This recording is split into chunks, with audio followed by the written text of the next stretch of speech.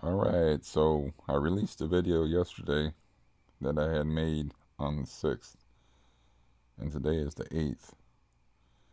So this will be short, but I was talking about a plan that could possibly work where I could use the guy who I consider my best friend's apartment building, um, where it has the shared bathroom and it's only $340 a month. All utilities, everything included. Because it has a shared bathroom, you don't have your own bathroom. I could use it like a motel room and put all my stuff in storage and bank even more money there while I take my time, uh, you know, figuring out how to move somewhere else. Well, I got really antsy on the 6th after my doctor's appointment, and like I didn't break my taper, but I just got like, antsy. So I called him up, and I was like, you got two places to rent out of the apartment building? As well, I got one now. I rented the other one, and it was the one that was downstairs. It wasn't the upstairs one with the shared bathroom for $340. And I was thinking about taking that because, uh, I just need to get out of here. And, you know, you said nobody stays there for more than a year anyway. I just would need it for a few months. And he goes, "That's not the plan though." And I was like, "That's not the plan for you. It's kind of the plan for me, you know." And there is a flight of steps, so maybe, he's thinking it's a bad fit for me. But the thing that got me is he was like, "It's kind of small though." He's trying to talk me out of it. And I'm like, I've been telling him for like every phone conversation we have that I live in a 12 by 14 room. I don't live in the rest of the apartment. The rest of the apartment, I don't sit in it. I don't have a TV in it. I mean, I use it as that's where my refrigerator and microwave is. It's outside this room and the bathroom. So he knows that it can't be smaller than this. And I'm like, well, here's another person that's not really listening to me. Um, so that kind of like floored me, and I could hear his grandkids making a bunch of noise in the background. I was like, well, you got your grandkids there, so I'll let you go. We can talk about. I'll call you tomorrow. We can talk about it. And he was like, okay, but he had like a downtrodden. It was like a downtrodden okay type of thing, you know. So the next day, which would be the 7th, yesterday, I didn't call him because I know him too well. Like, he's a cop. He's used to having people trying to change his mind. And officer this and officer that. You know, you don't really change that guy's mind. So, you know, my idea, like I said, was to use it like a motel room and like put all my stuff in storage and just to get out of here, because I've been feeling increasingly uneasy and nutty here. So that's how that went. But I was disturbed by the phone call because I was like, it's like I just made a video where I was like, look, everybody cares about themselves. Don't delude yourself and think that there's people out there that care about you more than they care about themselves. Even if they care a great deal about you, it's in relation to their own selves, you know. So that kind of proves my point, you know. It's like, yeah. But then again, just because he's my best friend doesn't mean that I'm his best friend. So I'm just a friend, and we talk on the phone. quite a bit. And we used to go fishing all the time together before I got debilitated. So he could be thinking about me falling down those steps because there's like a flight of 13 steps going down and whatnot, or, just thinking it's a bad fit. But I think, I think like the truth came out like right away where he was like, that's not the plan though. The plan for him is to get somebody to stay there as long as possible. The plan isn't to help out his buddy, even though his buddy will be paying him rent. And I could even, if I was determined, I could be like, look, I can pay you the deposit and then let you keep the deposit, and then the place will be paid for. And you'll have a month to find, be at least paid for a month, while you try to find somebody else that's willing to share a bathroom with a stranger, you know. But I don't know. I didn't really sound him out about it, but that is the news. That was my idea. Being shut up in a small apartment with a cat that meows all the time and is annoying, and I don't have any. If I have a door between me and him, that would be cool. But I think I'm just gonna try to hang here and not turn into Jack Nicholson from The Shining in this little tiny room in this hellhole apartment, which I got woke up to this morning to the sound of crazy barking from the dog upstairs. I mean, just mad ass fucking barking. I don't know what it saw that upset it so much. But good weather is going to be coming, and I got to get out of here before the good weather comes, because the good weather comes, it means that the drunken war vet will be sitting out on the porch getting drunk, smoking his bong. And I want to get out of here as soon as possible. It looks like it's going to be all on me though, because I went yesterday to my psychiatric nurse, and I was trying to make an impression about, like, look, man, I'm completely dysfunctional. And he gave me some CRPS related numbers, and they might be able to hook you up with some assisted living. You might want to call these numbers, so he did try to be helpful. And the Brent guy told me, when do you go in to see the Mark guy? I'm like, a couple of days. He goes, well, say hi when you stop in there. So I said, is Brent here? When our appointment was over, and he's like, yeah, I'll see if I can find him. And it took him a long time to find him. And it was just something that people say that they don't really mean. But sometimes I can't tell the difference. So he's like, yeah, what's up? And I said, well, I'm just saying hi because you said to say hi. So I'm just keeping my word. He goes, oh, you call any of those numbers that I gave you? And I'm like, nah, I'm pretty messed up. It's like I haven't done nothing. And except for call a friend of mine that that didn't work out too good about putting me up for a little while. And he goes, oh, that's shitty. And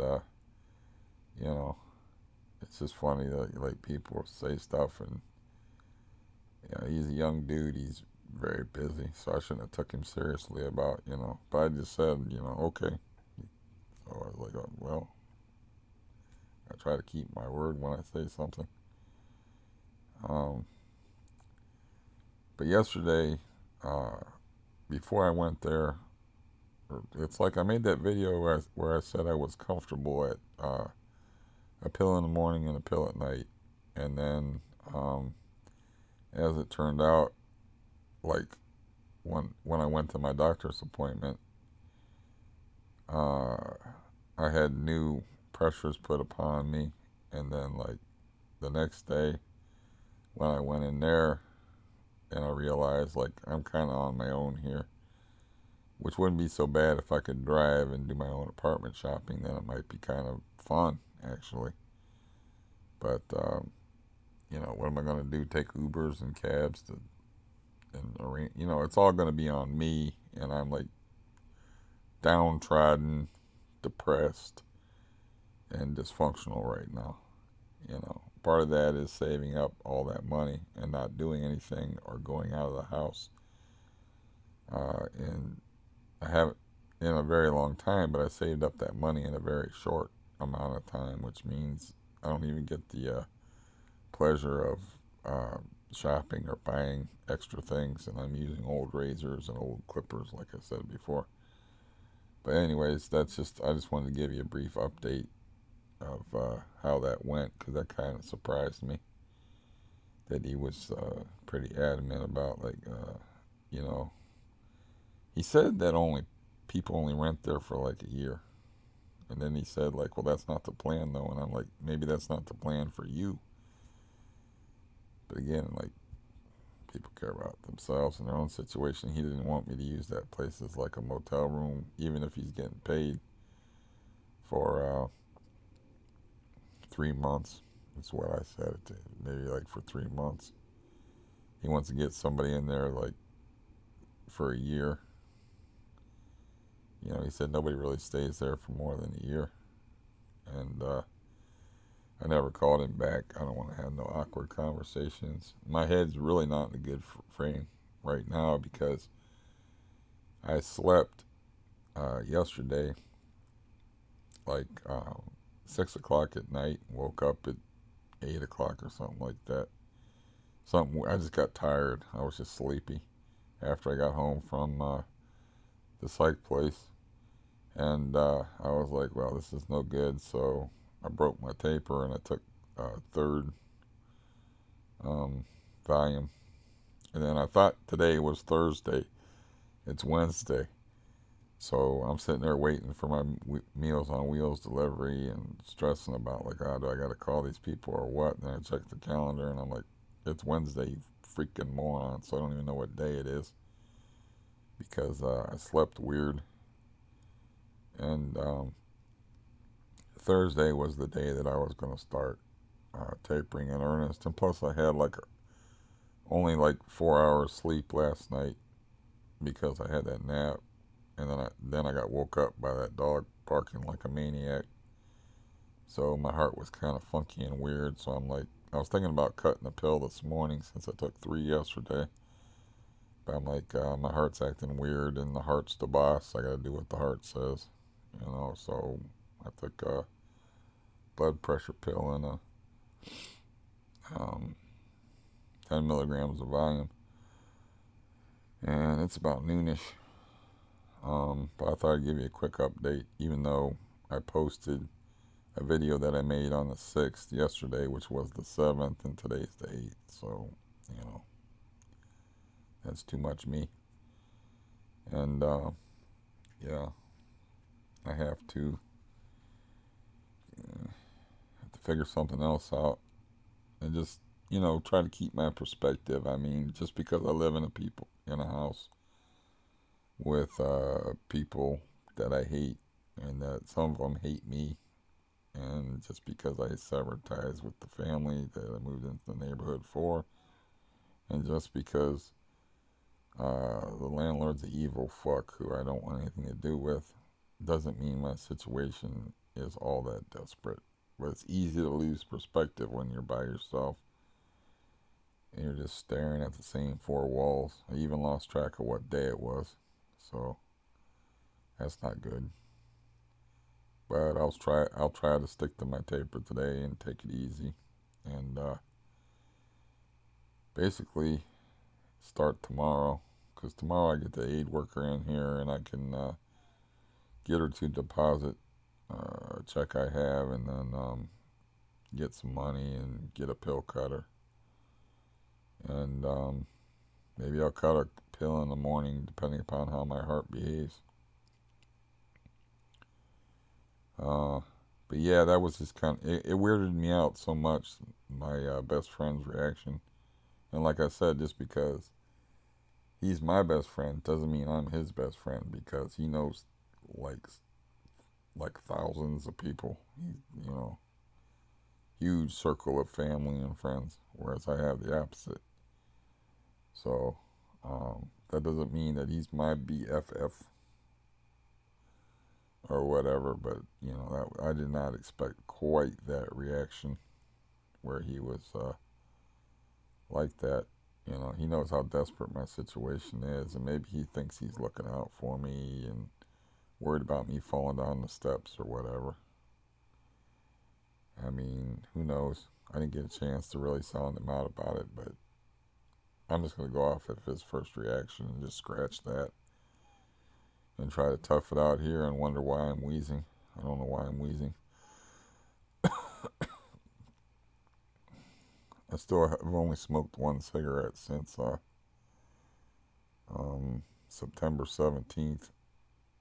That's the day I had the 5 teeth pulled and the war vet was sitting out on the porch when I came home.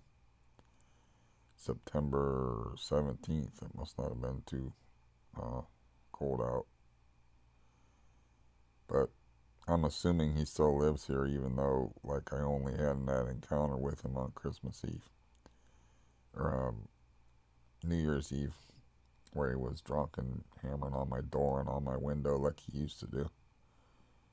But I was appropriately nasty to him. It's what you have to be for a drunken person to remember how you were.